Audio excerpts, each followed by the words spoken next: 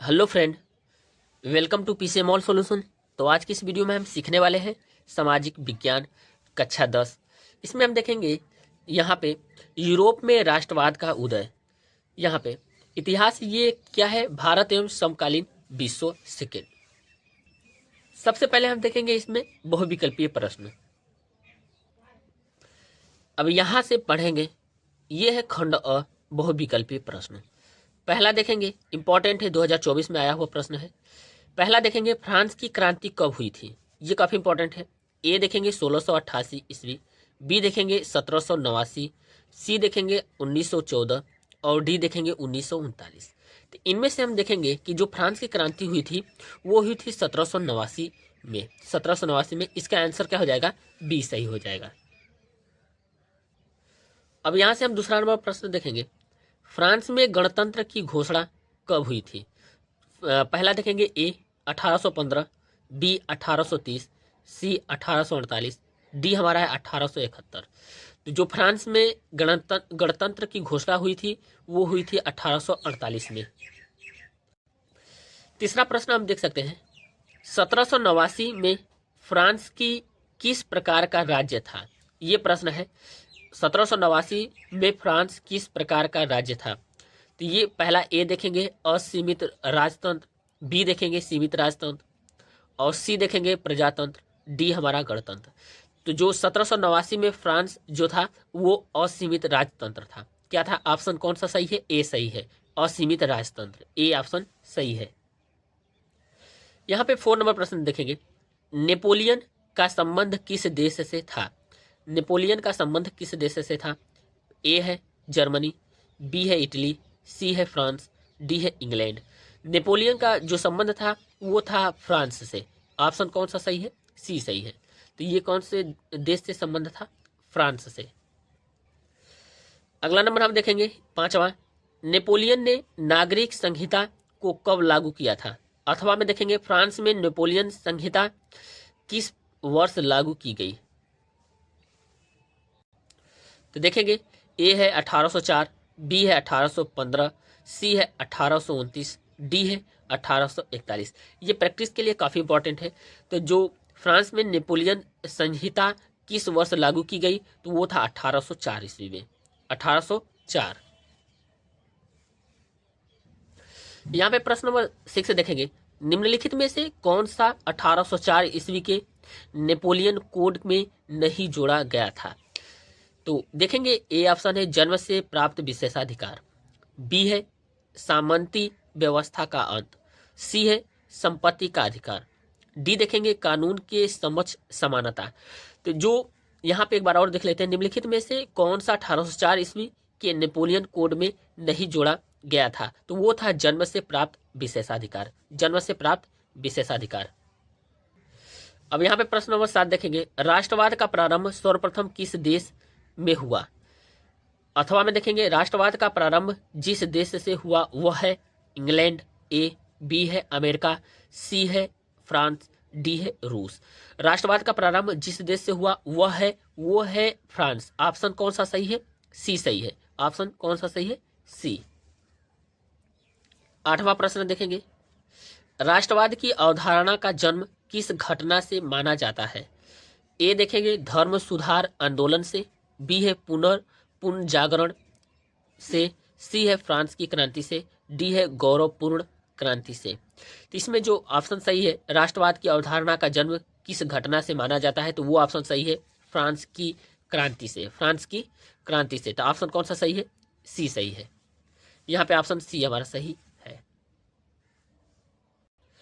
यहाँ पे प्रश्न देखेंगे 9, यूरोप में राष्ट्रवाद के उदय के कारण निम्नलिखित में से कौन से हैं। ए देखेंगे नए माध्यम जो ए देखेंगे नए मध्यम वर्ग का उदय, बी देखेंगे उदारवादी विचारधारा का प्रसार, सी है क्रांतिकारियों का उदय, डी है उपर्युक्त सभी। यानी ये चारों ऑप्शन क्या है, तीनों ऑप्शन सही है। यूरोप में राष्ट्रवाद के उदय के कारण निम्नलिखित में से कौन से हैं, ये तीनों है, नए मध्यम वर्ग का उदय, उदारवादी विचारधारा का प्रसार, क्रांतिकारियों का उदय। ये ऑप्शन कौन सा सही है, डी सही है। 10वां प्रश्न देखेंगे, मध्य वर्ग के उदय का कारण क्या था? औद्योगिकरण, बी है मानवीकरण, सी है तकनीकी, डी है वैश्वीकरण। तो इसमें से जो ऑप्शन सही है वो है औद्योगिकरण। मध्य वर्ग के उदय का कारण जो है वो क्या था? औद्योगिकरण। अब यहाँ पे देखेंगे जॉल वेराइन का गठन कब किया गया? ए है 1837, बी है 1834, सी है 1835, डी है 1838। तो इसमें से ऑप्शन देखेंगे तो ये सही है 1834। 1834 में जॉल वेराइन का गठन कब किया गया? तो वो सन था 1834। दूसरा देखेंगे यहाँ पे 12 नंबर प्रश्न, नेपोलियन की पराजय कब हुई थी?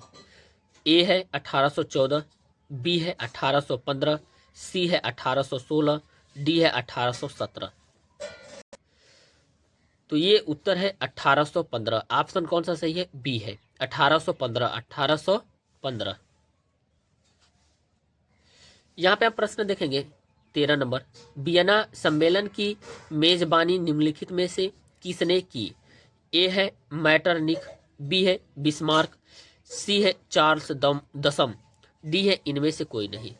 तो वियना सम्मेलन की मेजबानी निम्नलिखित में से किसने की, ये प्रश्न है। तो ऑप्शन कौन सा सही है? ए है मैटरनिख ने। मैटरनिख ने।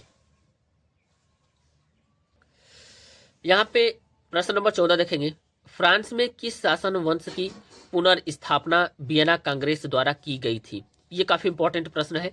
हैपस वर्ग, बी है आलिया वंश, सी है बुर्बो वंश, डी है जार शाही। तो आंसर इसमें जो सही है वो है बुर्बो वंश। बुर्बो वंश, ऑप्शन सी सही है। प्रश्न नंबर यहाँ पे देखेंगे 15, वियना की संधि कब हुई थी? ए है 1848 में, बी है 1815 में, सी है 1834 में, डी है 1900 में। तो इसका आंसर वियना की जो संधि हुई थी वो है 1815 में। 1815 में, ये ऑप्शन बी सही है। 16 नंबर देखेंगे, 1830 ईस्वी की क्रांति के बाद फ्रांस में किस प्रकार का शासन स्थापित हुआ? ए है संघीय शासन व्यवस्था, बी है संवैधानिक राजतंत्र, सी है निरंकुश राजतंत्र, डी है गणराज्य राज्य। तो इसमें ऑप्शन कौन सा सही है? बी है संवैधानिक राजतंत्र। बी ऑप्शन सही है। ई ऑप्शन कौन सा सही है? बी है।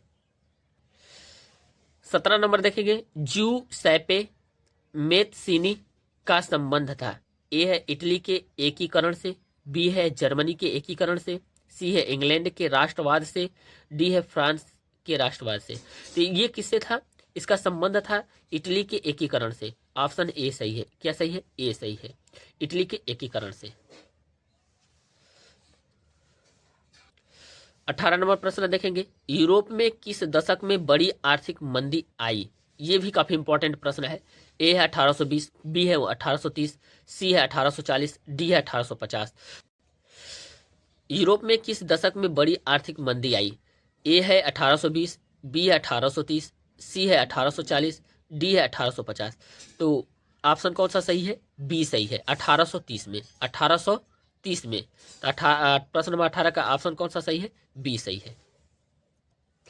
19 नंबर प्रश्न देखेंगे, ये भी 2022 में आया हुआ है। जर्मन संस्कृति में वोक्सजिस्ट का आशय था। ए है राष्ट्र, बी है संविधान, सी है आम जनता, डी है संसद। तो इसका आंसर क्या है? राष्ट्र। 19 का ए सही है। क्या सही है? ए राष्ट्र। 20 नंबर प्रश्न देखेंगे, ऑटोवान बिस्मार्क का संबंध किस देश से था? ए है इटली, बी है जर्मनी, सी है फ्रांस, डी है ब्रिटेन। ऑटोवान बिस्मार्क का संबंध किस देश से था? तो वो है ऑप्शन कौन सा सही है? बी सही है, जर्मनी से। कहां से था? जर्मनी से। तो ये 20 प्रश्न रहे जो काफी इंपॉर्टेंट है आपके बोर्ड एग्जाम 2025 के लिए। तो वीडियो अच्छी लगी तो वीडियो को लाइक करें और चैनल को जरूर सब्सक्राइब करें।